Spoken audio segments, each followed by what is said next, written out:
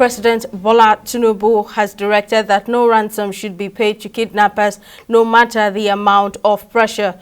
Minister of Information and National Orientation Mohammed Idris made this known during a briefing after the Federal Executive Council FEC meeting at the Aso Rock Villa on Wednesday, while revealing that the federal government is working round the clock to make sure that those kidnapped were returned to their families.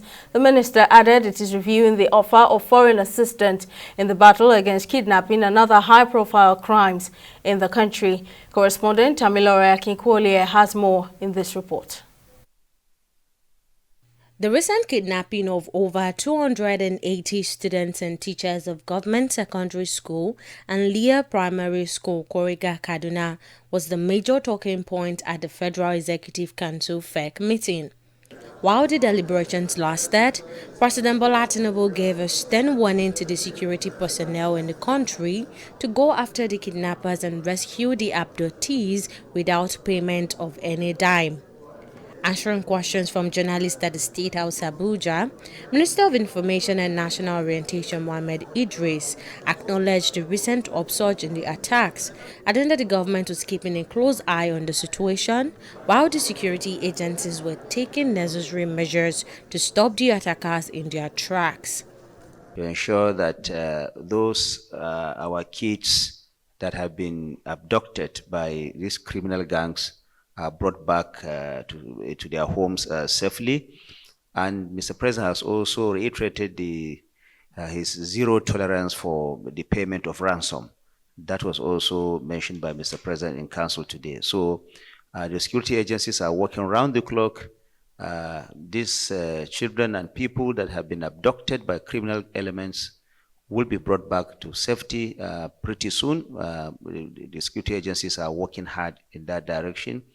And Mr. President has also directed that no ransom will be paid by government to any of these criminal elements. I think it's important that that is being put out there. Minister of Agriculture and Food Security Abubakar Kyari disclosed that the federal government has commenced distribution of 102,000 metric tons of free grains in the 7 states of the northwestern part of Nigeria. We're distributing to state capitals in the first instance now. As you all are aware, the risks involved in vandalization of foodstuff in transit.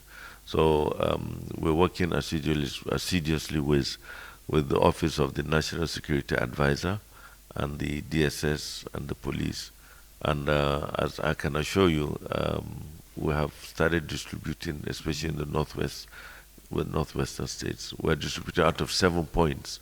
The council also approved 873.23 billion naira for the execution of 3 projects across the country by the Ministry of Works and 757 billion naira as augmentation for the dualization of the 489 kilometers Obajana to Bini Road. And then when I came on board in August, we were supposed to present the no objection to FEC in line with the due process. And we decided to review the project, one, to determine whether the dualization was desirable in view of the economic challenges, and 2, to see the texture of the soil and what to do. So we went through the route in September, and we saw the need to dualize the route. President Bola Tinubu also directed the immediate reopening of Nigeria's land and air border with Niger Republic. He ordered resumption of all commercial and financial transactions between Nigeria and Niger, as well as all service transactions. Tamilore Akinkwoliye, TV360, Lagos.